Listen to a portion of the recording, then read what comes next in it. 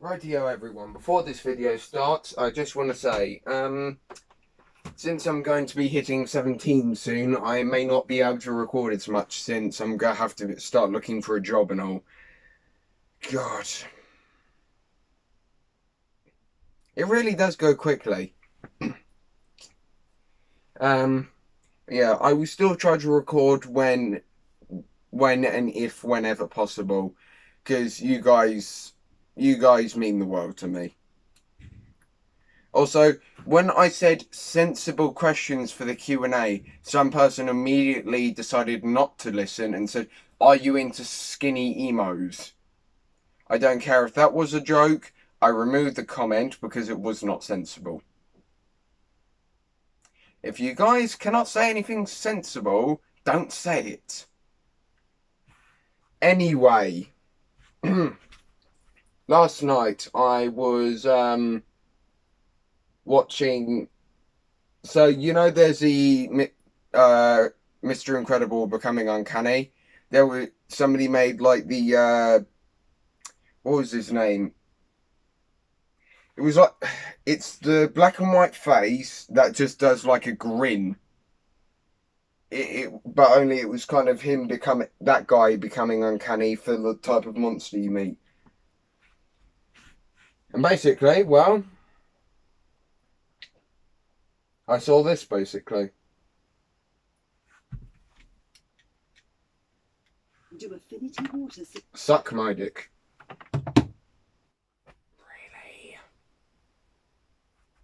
Really?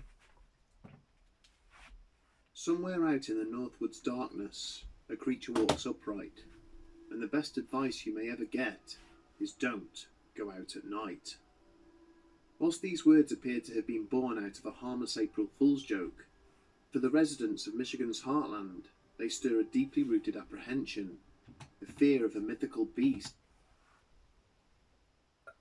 Are you talking April Fool? That's fucking coincidental. Yeah. So again, this is sort of like in the ghosts sort of thing. These most probably do not even exist, and most probably like a bedtime story to tell kids to behave for their parents. Otherwise, Michigan dogman might get you. But see, bedtime stories as well. Yeah. And I'm just gonna say, if I'm just saying, Satan, my Scottish friend that we all know about, I talk about him non-stop. Word of advice that he always has for monsters: carry a 50 cal. One of these monsters also was actually in Fallout 76. I don't know which one. Also, I saw a meme. One picture was from Portland or something, and one picture was from Fallout 76. And it was just a picture of like the air. Portland's air is disgusting. Fallout 76 is based in a post-apocalyptic world from nuclear fallout, and the air is more cleaner than Portland's. Stories of which have been passed down over centuries. The creature known as the Michigan Dogman. Dogma. Don't exist. Actually, aliens right, okay. Aliens possibly do exist. I had a conversation about this with my dad at one point. Aliens probably do exist. It's just that if they do, they have no idea we exist, because if they had a telescope strong enough to see us, they'd be seeing us in caveman form. I don't know how it works. Don't even begin to question it. My dad's I wouldn't say he's a scientist, but he's fucking brilliant. So yeah. What the fuck?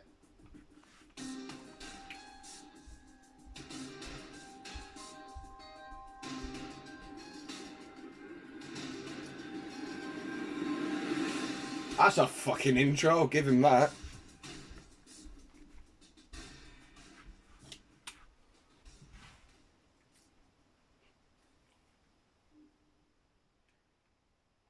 So I don't know if this Dogman thing is actually from Michigan.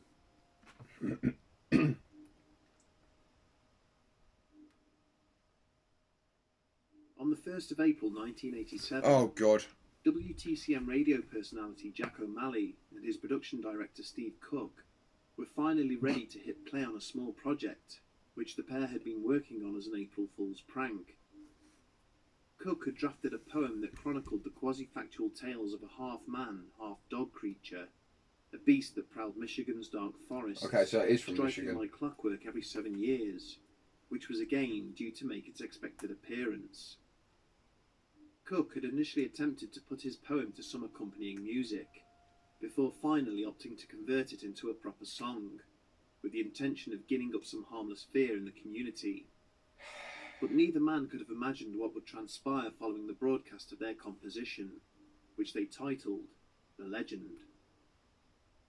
It had been a few days since the song first aired, and disappointingly for Cook and O'Malley, their creation had so far failed to make any impact on their listeners at all. Because they're not stupid. That was until their phone lines suddenly began to light up, and a relentless barrage of callers began asking about that weird song, wanting to know when it would be played again.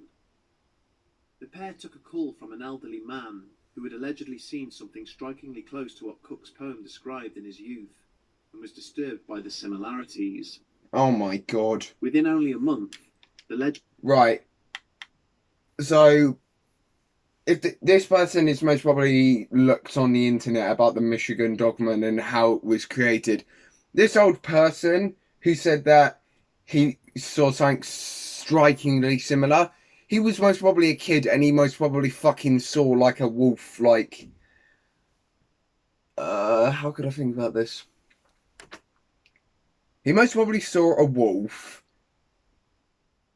like mid-jump from far away, and it, or something, it could have been a bush that was, I don't know. He's an old man, he most probably has fucking amnesia, for fuck's sake. went on to become the most requested song on air, and was also picked up by the national news media. The composition was even updated and re-released in 1997 for a 10-year anniversary special. Despite never having received a formal airplay distribution, and with all of the profits that were generated having been donated to various animal welfare efforts, Good. the legend has been heard by people the world over. I've never heard of it before. The poem, the listener is asked, have the dogmen gone away? Have they disappeared? Subtly encouraging the audience to come forward in order to relate their own creepy encounters with the fabled beast. Over time, the good people of Michigan would go on to do exactly that. There have been countless sightings of the Dogman reported since Cook's poem first aired. Many of these reports have been made in earnest, and many more have been made in jest. But as with all cryptid sightings, most of these tales are purely anecdotal, and however convincing they may sound, they exhibit little in the way of proof. Exactly. There have, however, been a handful of encounters which were supported by photographic evidence and are more difficult to dismiss. Yeah, and I'll dismiss them anyway. You know why? Because I have a fucking working brain. And do you want to know why I will dismiss them?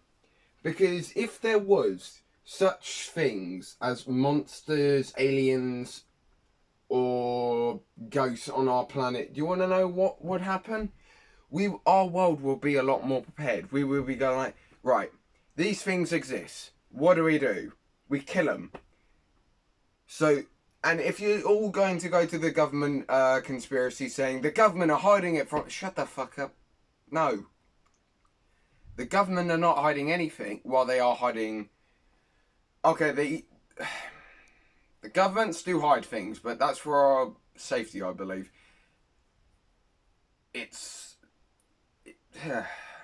But the government do not hide things such as this. Right, end of that. Let's continue. When a night watchman working at a manufacturing plant in Big Rapids, Michigan, was about to start his rounds of the premises. As a perk, the guard resided in a house situated directly opposite the company he worked for. That's quite This manufacturing plant was located alongside a large area of dense bushland, brush. known to the locals Brush. as the Haymarsh.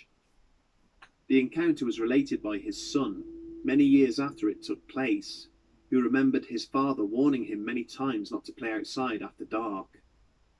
He recalled how he'd acted skittish and claimed to have heard coyotes, bears, and other strange animals in the brush whilst walking the perimeter fence late at night. As the story Yeah, I brought goes, it down. the watchman was keeping an eye on the plant from his front porch, maintaining his alertness by sipping a cup of coffee and consuming a sweet roll. It was around 3 a.m, and the shift had been uneventful, but all that would change in a matter of minutes. There was a sudden movement along the chain-link fence located at the rear of the property, Right. and being so early in the morning... This is Michigan, so this could be... It could be a bear, for fuck's sake. When I saw a picture of the Michigan dogman on that short video I was watching, the Michigan dogman looked like a bear standing on hind legs, but with like wolf ears. So it could just be like, it could be a bear, but something's on its head. I don't know. These are fake stories. They're just bedtime stories. No need to get fucking ghosts. They're there. Okay, brain just had a malfunction. The guard suspected that mischief was afoot. He drew his gun and continued to watch the fence line for a few minutes, until he realised that what he was looking at was in fact not human at all. A fur-covered creature had emerged from the darkness that was far too tall to be a normal man. It possessed broad and powerful shoulders, and alternated between walking on two legs and all fours. That as sounds it like moved a bear. silently along the fencing. It appeared to have a canine look about it. It could be a bear. In disbelief, the watchman, an avid photographer... Right. If you look at a bear from like a faraway distance from the side, you can see like a... Because I've heard that bears are like the puppies of the dogs of the forest sometimes. Because if you look at a wolf or a dog or a bear from far away from the side, the way the bear's nose is, it looks like a dog. And from far away, I know this is a drawing, and the artist made it stand out so it looked like the Michigan dogman. But if we're speaking realistically, that was most probably a bear. I mean, switching from 2 legs to 4, bears do that. Bigger than a man, bear. It could be a bear. Ran inside and grabbed his Kodak Signet 35mm camera. When he returned to the porch, the creature was still prowling along the factory's driveway. Yeah, it's a bear. Directly underneath a lamppost. He adjusted the camera for a long exposure as it was still dark, and then steadied his hands to take the picture. The photograph that he subsequently took shows a hunched figure standing upright on 2 legs, which is extremely broad and powerfully built. A bear. It appears to be at least 7 feet tall, and is covered in a thick fur coat from head to toe, seeming to have an elongated canine snout. Bear. Immediately after the photograph was taken, the creature slowly headed back into the Haymarsh, this time moving on all That's fours. a bear! As proof of the encounter, the guard's son provided the photograph's original negative, clearly confident in its authenticity, as celluloid film is extremely difficult to tamper with. Unfortunately, the picture is understandably blurry, due to poor lighting and instability during the exposure, meaning finer detail is impossible to make out. Nevertheless, the image is intriguing, and the entire event was enough to convince the watchman to always carry his rifle with him when patrolling after dark. Yeah, I'm just gonna say, even a bear In would... 2007, Right. a prominent politician from Benzie County was involved in a chilling Right. encounter as he... I'm just saying, I've seen what bears can survive. Ain't no measly revolver. Right? A revolver will maybe wound a wolf a bit. They'll want, but they're pack hunters. So if you shoot one, you're going to get another one lunging from behind and jumping on top of you. a rifle is the only decent thing that could kill a decent thing to kill a bear or something. I played Red Dead on Red Dead Redemption. Well, I played Red Dead Online. I didn't get the story mode. Basically, I had the elephant rifle, which was basically some sort of weird shotgun. I don't know why it was called a rifle, but basically, if you try and hold that thing, the elephant rifle, you will get sent flying. Seriously, do not. The only way I've effectively found it to not get knocked off your feet was to lay on the ground. Made his way home late one night. I don't trust anything a politician The says. story was recounted by his brother-in-law in order to maintain the witness's anonymity. Reason why I hate Whilst politicians. driving back from a friend's house along Cinder Road, near the town of Bendon, the man noticed a pair of eyes reflecting the light from his high beams several hundred feet away. It's a He bear. began to slow down, expecting it to be a deer. However, as he drew near, he realised that the creature was far too large, as the eyes appeared to be standing around 6 or 7 feet off the ground. It's a bear. He had slowed down to around 30 miles per hour, but the animal had not moved an inch. Now only a few hundred feet away, he started to believe that the creature was an extremely large, dark wolf. However, he soon noticed that the animal was not standing on all fours, but was instead reared up on 2 legs, towering over the carcass of a deer that was lying by the roadside. A bear. When the witness brought his car to a stop, he could see the creature clearly illuminated in his headlights. It had still not moved, and he was beginning to suspect that it may be a large stuffed animal put there to scare people, when it suddenly bolted off into the surrounding woodland. Again, could be a bear. Terrified, but needing to prove to himself as much as anybody else what he had just seen, the man stepped out of his vehicle and inspected the side of the road where the creature had been standing. And do you want to know what's saying? If this story was true, this person would be dead. You want to know why? Because bears do, when they leave their carcass, if something goes towards it, they're normally leaving it there for a trap. Because bears are not fucking dumb.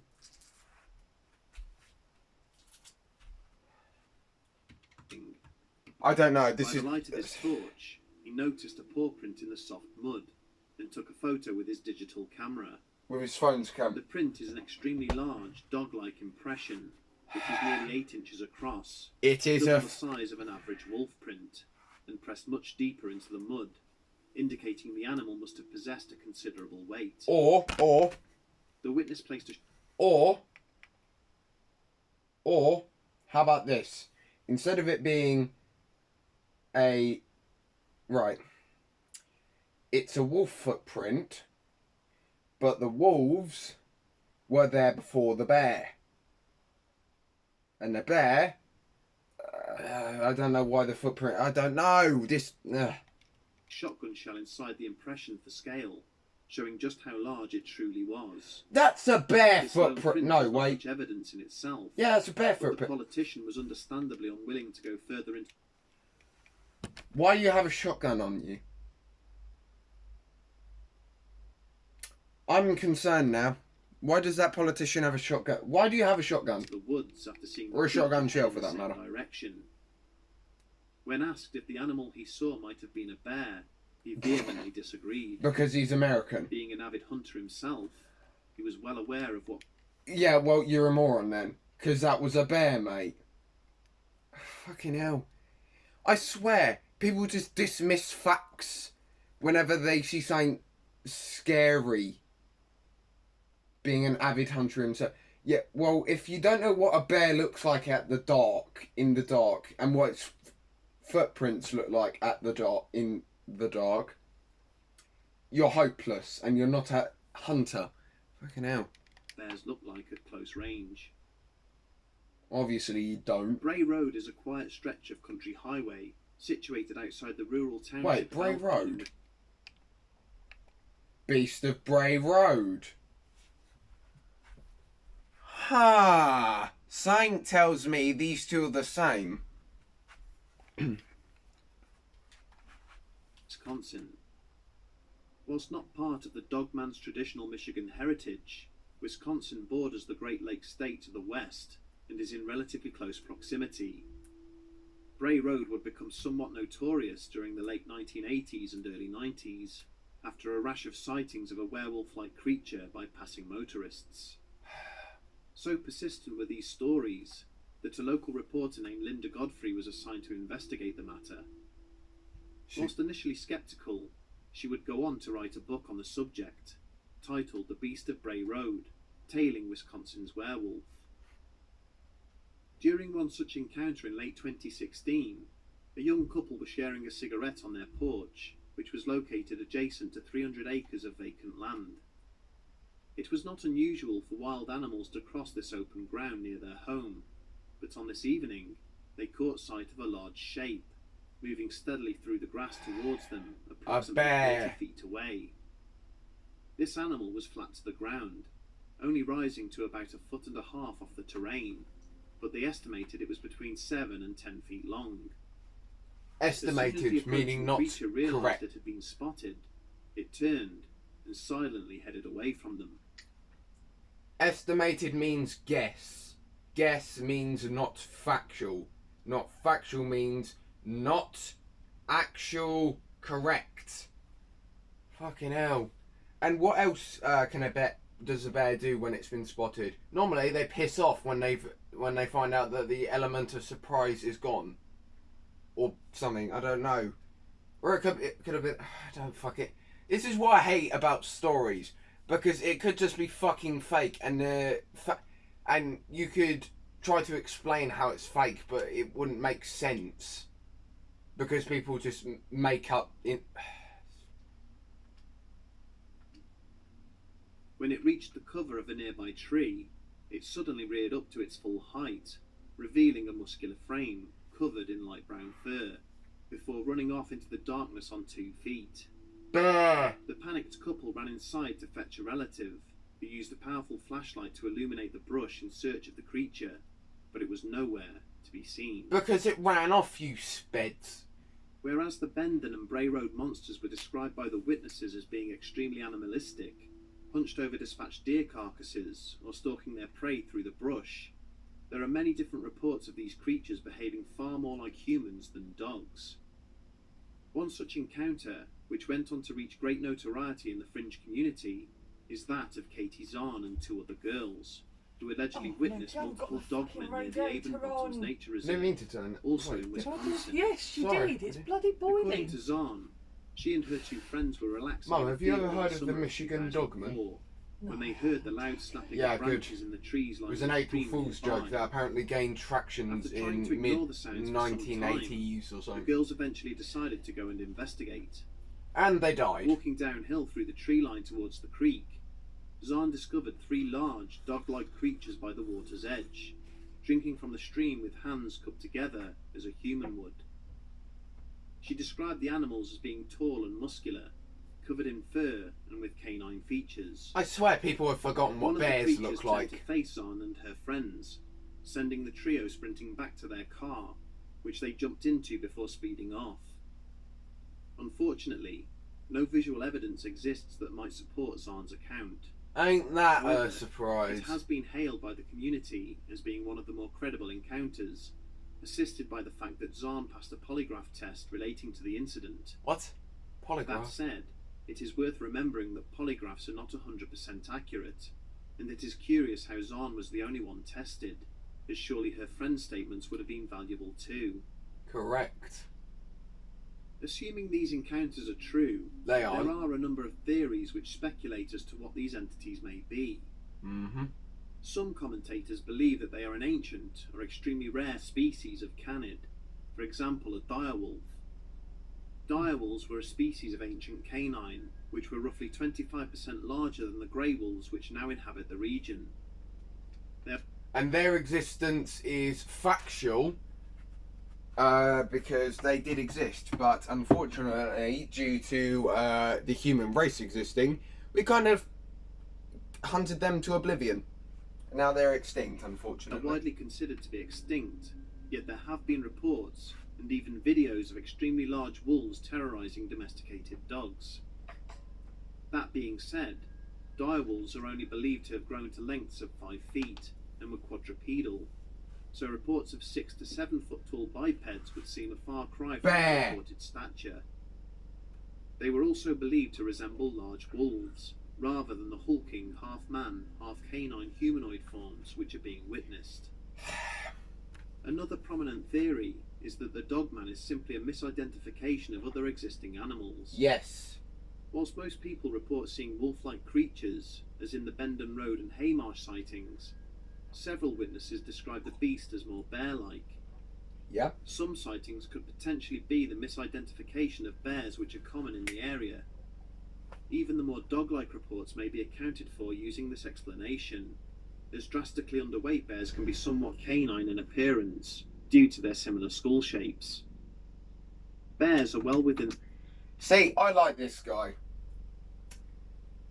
He reads the stories, he says his thoughts, and then he explains facts. I like this guy. I might consider subscribing. ...the described size range, and are also known to rear up on their hind legs when encountered. Exactly. Misidentification of common creatures may go a long way to solving the question not only of the dogmen, but also of other cryptids across America and around the world. Correct. The tall, hairy canine biped was first reported in Michigan, but similar creatures have been reported all over the country, often linked to native tales told many centuries before. But whilst this may be the most likely explanation for many of these reported sightings, photographs such as that of the Haymarsh creature do not resemble a bear at all, as the rear legs are too long and slender in comparison to its torso. Knowledgeable hunters, such as the witness of the Bendon Road monster, are adamant that what they saw was not a member of the Ursidae family. Bears, basically. The native Cheyenne people are reported to have established a group of warriors known as the Dogmen. Oh, for fuck's sake. They would spend years becoming one with their spirit animal, taking on the strength and mannerisms of wild dogs and wolves, and according to legend passed down through their descendants, these men were able to transform into dogs, continuing to roam the woods and swamplands long after the majority of their people were wiped out. Whilst this is somewhat far-fetched and impossible to prove, it is worth noting that none of those who claim to have had encounters with dogmen report being harmed in any way. True. According to Cheyenne descendants, this is due to the Native American belief that evil must be brought onto oneself, and so none of the dogmen will attack bystanders unless they are provoked. A far more sceptical explanation may be found in the sudden emergence of multiple dogmen encounters immediately after the release of the legend. This would seem to suggest that what was being reported was somehow embellished, if not fabricated entirely. Steve Cook claims that his infamous creation was formed entirely in his own imagination, and that he only became aware of the original Dogman legends, which predated his poem by centuries, long after its release. Many hold the opinion that Cook's poem was simply the catalyst for the mass fabrication of the Dogman as an entity. In other words, there had always been folklore and campfire tales of dogmen in the region, similar to how most places have some kind of mythical cryptid, which subconsciously inspired Cook and informed his creation. However, his poem, unintentionally or otherwise, grouped together Michigan's collection of cryptid tales, converting them into a single immortal identity.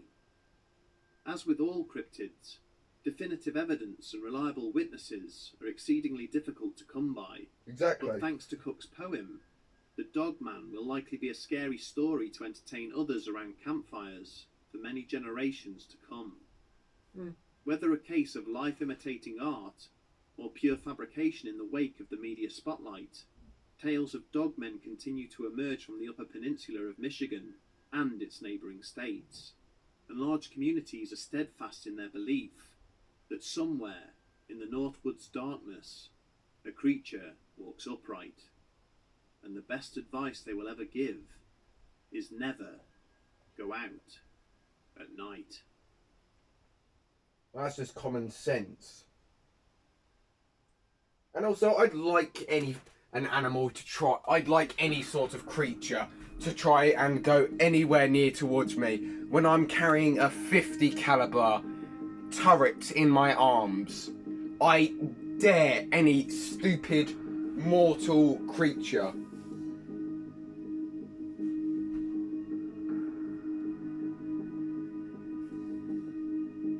And I know he just said immortal, but if it lives, it can be killed. That's how I live. That's how I live by.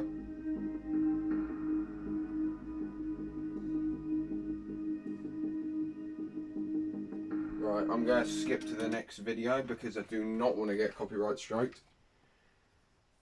Right. I might go to the Wendigo thing, then go to Aswang, and then there. Right, okay.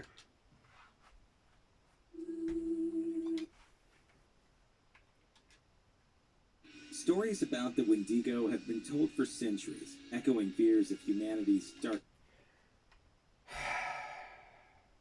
Hang on.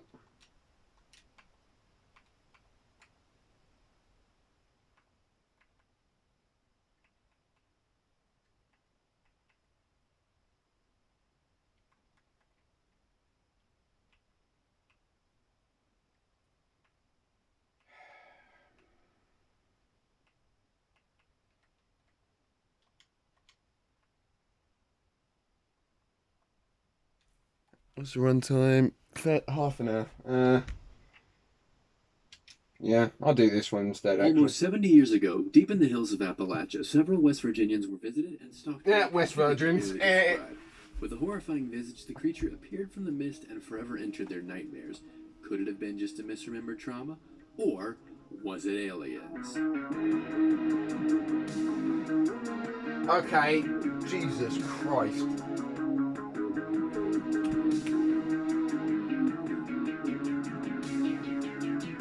Hello everyone, and welcome again to Was It Aliens, where I tell the story of an alien experience as it was explained by the people who lived it, and my two guests, a skeptic and a believer, decide once and for all, was it aliens? Once again, I'm joined by Merle and Aria. How are you, friends? Thank you so much for having us, Matt. Looking forward to another fun alien discussion with you. Yep, I'm feeling great. I'm feeling ready. I'm wearing my tropical shirt. Yes, it has nothing to do with the story today. Ah, Let's just get into it. How about it? Let's do it. yeah. Man's fucking savage. The story of the Flatwoods Monster begins in 1952, incidentally in the town of Flatwoods, West Virginia. On the evening of September 12th, young Flatwoods residents Edward May, Freddie May, Neil Nunley, and Tommy Heyer were playing on the lawn of Flatwoods Elementary School at around 7 p.m. Their fun was interrupted when a bright light flashed across the sky above them. Mesmerized, they watched it until it disappeared, seemingly landing on the hillside of G. Bailey Fisher's farm. The boys, excited to inspect the crash site, rushed to the May home and notified Kathleen, the mother of Edward and Freddie, as to what they saw. Kathleen called National Guardsman Eugene Lemon, who joined them, and with that, and of course the family dog Richie, the investigation party was formed. Got a little group. They got a little search party going. Yeah, Iron Giant vibes. Yes. I've not seen it. When the group Fucking arrived moron. at the site, they noticed a pulsating red light, and when Eugene shined his flashlight toward the hills, the group saw a 10-foot-tall creature with a spade-shaped head and a dark metal dress. The creature had twisted, spindly hands that looked like claws. Oh, yep. Glowing Everyone. eyes. You know I told you about one of these monster things being in Fallout 76? Yeah, it's this one. Flatwoods Monster Origins. Bizarre States on the Road with Fallout 76. This Flatwoods Monster is very, very big. A lot of people have looked into this thing before. It seemed to be levitating off the ground. The creature and crash site were accompanied by a lingering mist that smelled sickening and unrecognizable.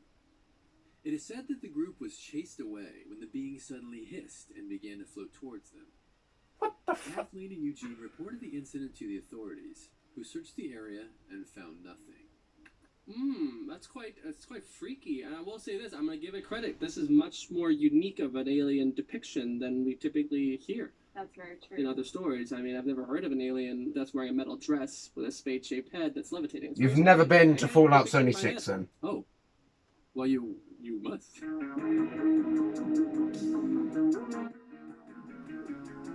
Okay, so this is the point in which I want to try something fun. Okay. In the story, Kathleen and Eugene called the authorities and explained what they saw, and they drew it up. I want to do the same with y'all.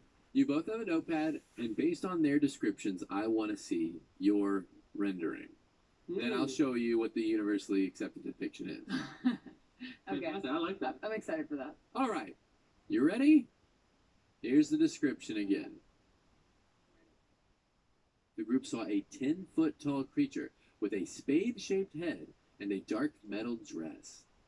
The creature had twisted, spindly hands that looked like claws and glowing orange eyes. Additionally, it seemed to be levitating off the ground. I am now ready to look upon these creations. Ready? 1, 2, 3, and... That's not bad, Merle specifically. Oh! Have you seen this? No, I've never seen it. I was afraid this would look too much like garlic. You wouldn't Like think it was garlic? scary. It does look a little like garlic. What does yours look like? I put like Oh a my spade, god. too. Yours looks like a friendly neighbor. Looks like a Yours kind of looks like a drawing from a child. Why is it smiling? The smile makes it creepy, if anything. Imagine something like this floating through with an evil smile on its face. Terrifying. Well, right? Then you have a mental disability called I'll show you aneurysm. now the actual thing.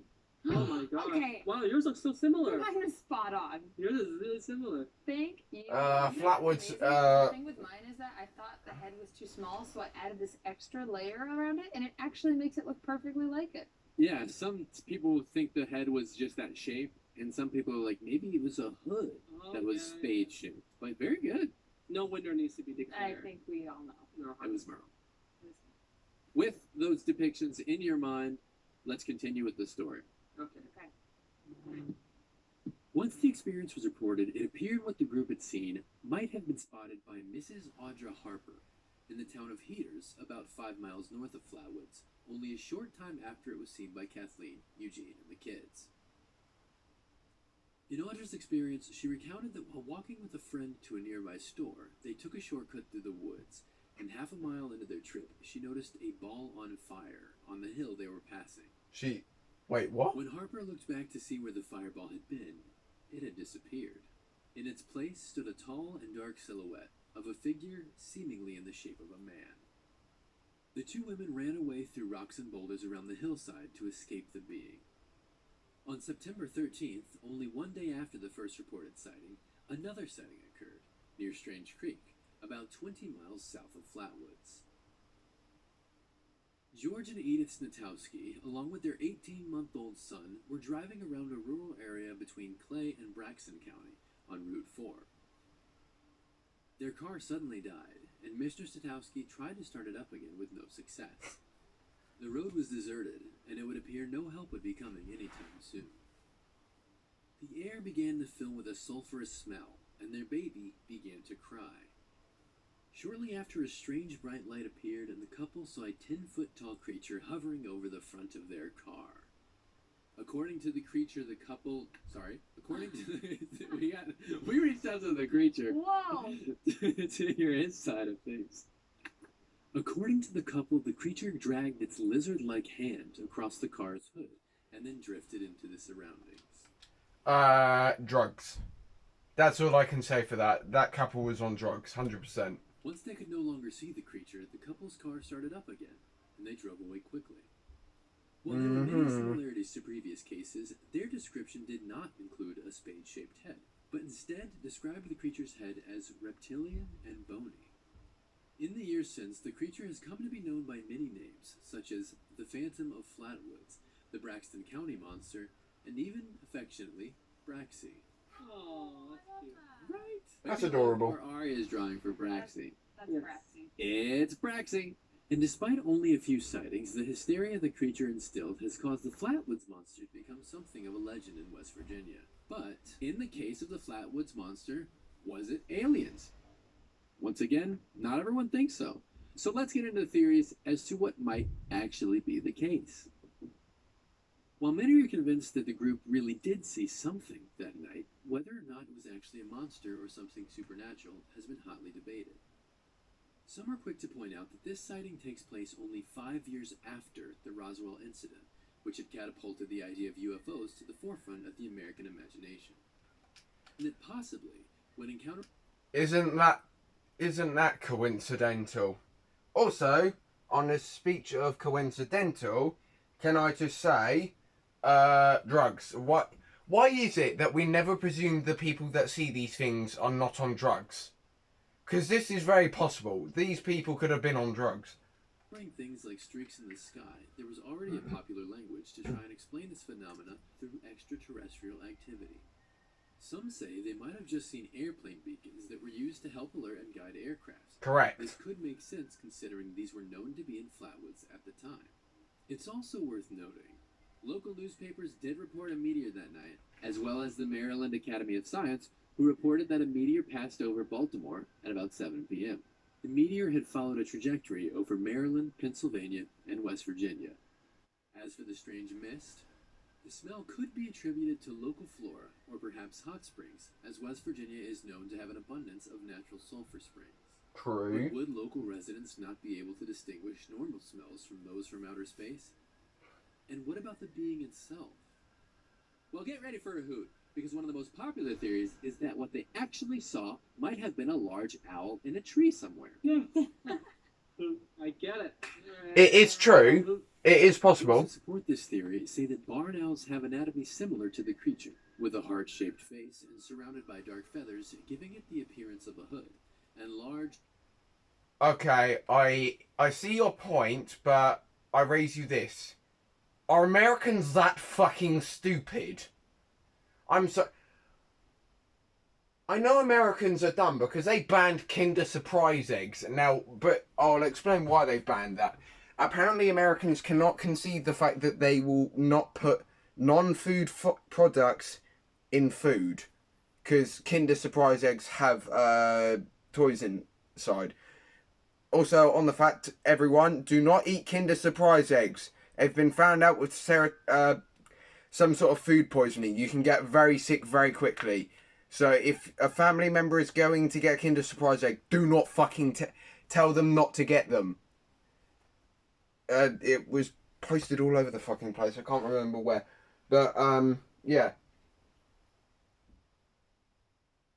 America is just fucked. How do you not... every time I have to listen to... In America, they had the most fucking weirdest laws. It is illegal for a horse to get in a bathtub or something in one of the states. And I go like... How did that... No! It's just... claw-like hands that might match some of the descriptions. As for its glowing red face, some suggest that the female common barn owl is reddish in color to begin with, or perhaps was being illuminated by a nearby airplane beacon mentioned earlier. Could it have been a mother owl protecting her nest, screeching at intruders as they shine flashlights at her? True. Or, and honestly probably more likely, was it aliens? What do we think? Let's not insult the intelligence of these people. All three of these people thought they... Americans can bite my shiny British arse for all I care. If they don't have the intelligence to tell the fact that Kinder Surprise eggs have toys inside, making them non-edible, therefore not eatable, I will take the piss out of Americans for being fucking stupid. Therefore, if Americans cannot tell the difference between an animal and making up a story about it being an alien, then you get no sympathy from me, you fucking morons. Saw an owl in headlights and they thought it was a giant spade-shaped creature in a dress with spindly fingers. 10 feet tall? Come on. Come on. What is like the average size of a barn owl? Okay, I hear your argument, but I raise you this. Americans ban Kinder Surprise eggs, but not guns. Explain. Fucking hell. The average size of a common barn owl is about 11 to 16 inches. 1 foot? Perch somewhere. But their heads are like this big. I'm a horse girl. I know barn owls. Can we get a shirt? I think that the owl theory is so limp and lame that And I would think much your prefer reasoning behind any your back factual path evidence just is bullshit. traipsing through. Just a little, you know, vagabond alien, stick and bindle, saying, hi! And people go, oh! Who knows? I like that. What do you think, Ara? You know what? I'm going to say this. It might be a bit surprising, but I'm leaning towards the side that this could possibly be aliens in this regard. You know, I think Drug the other addicts. theories against it aren't the strongest. And the fact that these are, there are multiple accounts, independent accounts, with no real relation, I'm inclined to believe that they did see something, and could it have been aliens? Possibly. Look at that. No. All in agreement that Braxy, whatever he, she, they, it was, might have been an alien. Thank you again, Merle and Aria. It's a wonderful time. I love time. All three of you are fucking morons. God, what did I watch? Okay. After watching these three nut jobs completely fuck up science, I'll give you my opinion. I think all three of these fuckers are on drugs, as well as the people that cited this supposed alien. What I think they saw, indeed, could be an owl. And how do I know this? I've heard barn owls, and I've heard them hiss. They can proper hiss at you. And the fucking barn owl's eyes being reflected by the airplane watchtower light, that could be a considerable fact. And we haven't even discussed the fact that these people who sighted this fit creature, we haven't questioned the facts. Were they on drugs? And sure, they may say, no, we weren't. If they're making shit up like this, I'm inclined to believe that they were dealing the heavy drugs. Yeah, sorry, I think I'll leave this episode here, and remember, don't listen to what anyone says about it. Well, let's just drop my glasses. Fuck. Right. Remember, guys, don't believe anything anyone says about aliens being on this planet. They do not exist, and if they do say that aliens exist, but only in outer space, then you can say your opinion. Because I follow my dad's logic. Aliens exist, but they do not exist on our planet because they have not found us, or we have not found them. If you hear morons saying, I saw a UFO last night, or I saw an alien, kindly just walk away from them. They're a crackhead and a nut job, and do not waste your time.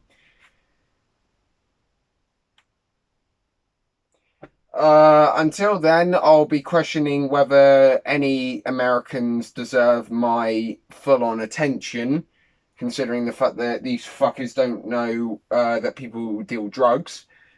And I'll see you guys in the next one. Peace out. Jesus Christ.